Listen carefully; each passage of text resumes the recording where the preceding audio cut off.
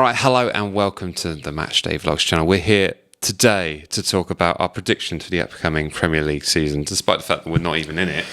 Got to get the clicks, don't you? Absolutely. We're just going to talk about who we think has actually got a physical chance of surviving in the Premier League, but also who we think is going to go for the title. So we're going to go through these in alphabetical order, I think, although... AFC Bournemouth. How's Bournemouth? Oh, okay.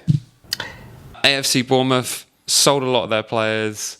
Feels like they sold a lot of players to Liverpool and the likes, but they still have Iraola. So I think they're going to be fine. What was our next season like after the first big raid? After the big Van Dijk summer when everybody left, went to Liverpool. What was our next season like? It was a bit shady. Was that Puel or was that still Koeman? It was Puel, but it did mean that Van Dijk was basically working his way out. But I still think we had a few talented players. Well, in which case, let's put them in that 8 to 12 spot. Okay. I think they're just stick around. They're in that process that we were in of the slow, grudging decline. But at least you have Michael B. Jordan to look like. Yes, that's true. Yeah. It's true. Okay, up next, Arsenal famously came second last season and the season before. Yeah, they did. Have they got enough to do it? I think that they are going to qualify for the Champions League, but I don't think they're going to win. Okay, I agree with you. I do not think they're going to win. I think there might even be a case that they might even slip down to Europa. Really? Yeah. I think Arteta's almost done. I mean, it's his first managerial job, but... 5 years. Crystal Palace have now matched their achievements.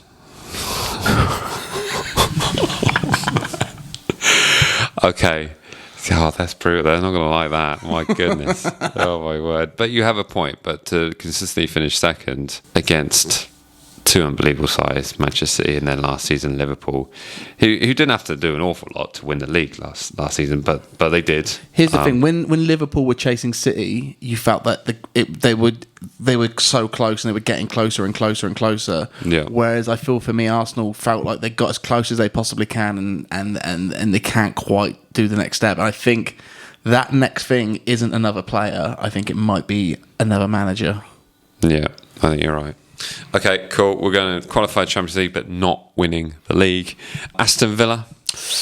Kind of undecided about Villa this season. I don't know whether Emery's still going to be pushing. I kind of feel of what we've got here is that qualify for UEFA sort of conference for me. Yeah, I go with that. I think that's kind of where they need to be living. Yeah, okay. I totally agree. Be interested to see what they can do. I mean, Unai Emery's an unbelievable coach, so it's a fantastic one. Considering when he was appointed, us and Villa were kind of like this, weren't we? I remember that game, that turgid game, where two teams went two different ways. Ralph left, Gerrard left, and then what happened. Moving on, Brentford. Relegation fodder, right? Surely at this point, it's going to be tough. Although their new coach did come up through the ranks the same way Thomas Frank did. I mean, let's not forget. But Frank had the years in the Championship as well, so he had a bit of time to get this team together. And sort of, obviously, still doing really, really well in the leagues. Unprecedented for Brentford, but he still had slightly less pressures to do so. Yeah, and I don't think they've really kind of you've got Thomas Frank, who stepped a bit. It's not often in the Premier League anymore. There's a manager stay at a team so long that he gets another job somewhere else and can move on like that. So what do you reckon? I'm going to say 13th to 17th. Yeah, I agree. Brighton. Somehow still selling players for 100-odd million. Every single window. Which is crazy. Someone to move on for 100 million. Crazy. So. Is the bubble about to burst, though? I think 8 to 12. I don't think they're going any higher than that, really. No. I feel like you put Bournemouth and Brighton kind of together, you kind of got that bubble that we Southampton have. I think the South Coast just has these weird bubbles, really, where... They just do well for a while, and then the same thing will happen where teams will come and pick them apart and take stuff away and copy what they're doing. It'd be interesting to see if Brighton's transfers still work and that recruitment, because I think that's the thing they do better than everybody else. That everyone knows that Brighton just recruit well. Agreed. Burnley, newly promoted Burnley, 100 points in the league. Are we going to be boring and say the 3 teams going up are going straight back down again? Well, I don't want to give the rest of the video away. I know, but that's kind of like what's putting in my head, because you look at the teams that have been promoted. No, Burnley are going back down, aren't they? They're going back down. Burnley have signed a few players. They've signed Armando Broja from Chelsea. They've signed Leslie Ugochukwu. That's a great These are signing. all players that we know well. And for as defensive a team that Scott Parker's going to play, Ugochukwu will be really great in that system. But we know that he's not Lavia. No, he's not. You know, he's not going to be the guy that really saves that defensive midfield. So I think still it's too much. It's too much for them. I'm going to agree with you because I think that's a lot of new players to come in to try and gel under Scott Parker. But, you know, Kyle Walker in that right back position, I don't think he'll be challenged with going so far forward as he was in the City side. Mm-hmm. So, I don't know, there's some decent players in there, but it's going to be a lot tighter than it was last season, I think, in the relegation places. Chelsea, world champions, Chelsea. I'm going to shock you here. Oh. Champions. Really? Yeah, I'm going for it. Oh my goodness. I think they've built this team. They've cut away a lot of the dead wood and things that they don't need. Okay. And suddenly you're seeing a team come through. And look how good they were last season compared to where they started as well. Okay. Free fall beginning of last season. Thought they were going to come down with us. Yeah. And then they just got better and better and better. And now it finally feels for the first time since Abramovich has gone that this is a consistent, well playing Chelsea team. Okay. So, listen, this is just one man's opinion. I know. I'm going to put them here for us to discuss that because I think that champion shot deserves a little bit more discussion than just shot them straight. So they're parked here. They're double parked with Arsenal. They're going to love that. Palace. I think Palace will be fine. I think 12. They are the 8. If there's not a team that's more 8 to 12 than Crystal Palace. I put them around here actually. Oh my goodness! You don't think? You think Gahey's going to keep them afloat? Yeah, well, I think they'll be fine. I just think 8 to 12 is going to get pretty congested when we've got the likes of. Okay. I don't know. You tell me. Okay, let's put 13th to 17th. We'll park them there for now. Everton. 13th to 17th. Yeah, nice and easy. In their new stadium, Bramley Moor Dock. Signed Jack Grealish. He's on loan though, isn't he? Yeah. They're paying all of his wages, so like 300 grand a week. Probably so. It's probably close to that. That's mental. I can't believe someone like Everton with their spending record would be that silly to play. But again, City are pretty good with this sort of thing because they got money to spend. So they're really fair. It could be the case that they're paying 100 grand a week, and actually Manchester City are paying more money for Jack to play at Everton than they are. Fulham, a little bit quiet for Fulham, hasn't it? Yeah, I think Palace have a better season than Fulham. Okay. So because of that, I would say Fulham in the 13th to 17th and Palace in 8th to 12th. All right. I think Palace are on the higher end of these teams right now. That's just what I think. Okay. Especially because there's two other teams that I'm looking at there that I'm like, I think they're going to struggle a bit more there. Okay. Right. Leeds United. Relegated. Yeah. How have they still got Farker in charge? Yeah, it's baffling. It's when they're linked with all these kind of players. I mean, who did I hear recently? What was the ridiculous, underwhelming signing that they? I can't remember. Will Smallbone. I can't remember. I have to. Calvert-Lewin. Dominic Calvert-Lewin. Why? I mean, he's a player. He's there. He's a player, but he's going to get injured. It's like, I don't understand why they haven't spent loads of money. Can they? Are they okay? I think they're allowed. Okay. I mean, they won the league. I mean, in fairness, they lost the player final to the second worst Premier League team of all time. So, pretty stinky team. Yeah. Well, I think either way, as it stands at the moment, unless they do something absolutely crazy and sign some players and get a new manager, I think they're relegated. That's fair to say. Who do you see being the next manager of Leeds? Well, last week I said Jose Mourinho and you laughed rather loudly. Oh, that would be stupid. Not a chance. Yeah, it's not happening. I get that. I honestly don't know. I think it would be very underwhelming to say someone like, I mean, no disrespect, Gary O'Neill. Nathan Jones. No. Doing so well at Charlton. Nathan Jones ain't getting nowhere near the Premier League ever again. Because no one's as foolish as we were. Right, Liverpool. Well, it's obvious where they're going. It's either, I think you need it right now. You put them in Champions League, and at the end of this, we can fight over who's going to get that championship. Okay. Well, because really, let's be honest, Liverpool might be in for the best window of all time.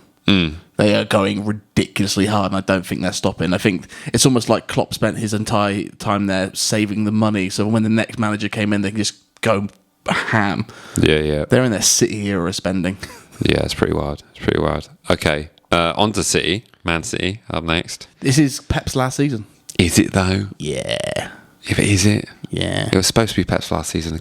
You can't have an Oasis reunion and not break the rules. You can't have both things. It's Pep's last season when those charges finally come in. That's when it's Pep's last season.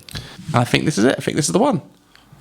And so did they go out on top? I mean, there's 3 good shouts here for... And we've not even gotten to Sunderland yet. Okay, right. The Noisy Neighbours. 13th to 17th, same as last season. Really? Wow. No. Yeah. Seriously? Yeah. Yeah, but they got no European football. They bought They got no fans, got no ground. Mbuemo, Cunha. True. Excellent signings for a honkingly bad team. I love that we're starting this season off and we are both seriously considering putting it down here. Stuff them, they're rubbish, mate. 13th to 17th. Okay, fine. Newcastle United famously struggling to sign anyone at the moment. Looks like they're getting Ramsey from Aston Villa, which feels like a kind of like, oh, go on then, he'll do. They've had to scoop to the championship for their goalkeeper. Very good. Do you like that one? Very good. That was nice. Rambo, we love you. Come home. Bro. Stay safe. Fun seeing Newcastle. Please come back. Enjoy it. Please come back. Come home next season. All will be well. What happens if we get playoff finals again? He comes dressed as Hagrid again. He's welcome to jump in on the vlog. Absolutely. Are they getting Champions League again? I put Europa Conference. Okay, because it's getting crowded up there. Yeah. It's getting crowded up there. Nottingham Forest. They've got European football for the first time in quite a few years. That's why they're going to be knocked down a little bit. I would honestly say they're competing for those sort of spots again, for those conference and Champions League spots. I agree. I think that's kind of where they're going. There's a part of it I think it's because of the European football that maybe they get knocked down to 8th and 12th, but I think given what they got, that's where I would put them. Okay. You lose Alanga to Newcastle, I think. Something like that. But they just bought Amari Hutchinson from the sound of things. That sounds like that's going through. Yeah. So, good signings. Yeah, it's a great signing. Sunderland. You know where to put them. On that little bottom one. Right up there. That's it, right there. Right there. A win in the league. To be more realistic. Let's go. All the Sunderland fans are going, no, leave it there, leave it there, no, leave it there, what are we going to do? Listen, Sunderland fans, this might seem harsh to you, but... I'm going to put them there for the moment so we can discuss it. But look at the shirt I'm wearing. I can tell you how disgustingly awful this league is. However, you are probably going about it the right way. Yeah. I understand that their PSR is absolutely fine. Their FFP is okay because I've been told it blooming loads this week.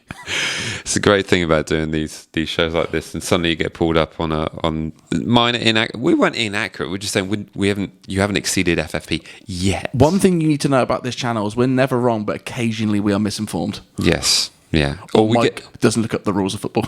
It's true. Or we get feelings for where something We're heavily feelings based on this channel. That's fair. That is entirely fair. Because we're Saints fans, they can never get hurt. Thomas Frank's Spurs. I mean, we are recording this the day after the Super Cup final where they... I'm not going to use the word... Well, yeah, bottled a 2-0 lead. Bottled it. Against a very good PSG side, to be fair. That's for me, that was the good sign, is that early doors, when they were playing Frank football, when they were fresh and out there, they looked really good. Yeah. It was just then as the match then went on, PSG, the talent took over. Yeah. And was what it was. They didn't lose it in 90 minutes. No. So they didn't completely bottle it. It's just, is what it is. It's true. So yeah, exactly where you've got them there. That conference to... Wow, okay. West Ham United. I think they're going to struggle. Do you know what? I think I might have to bite it and put them there and maybe move United up one. Okay. And Wolves.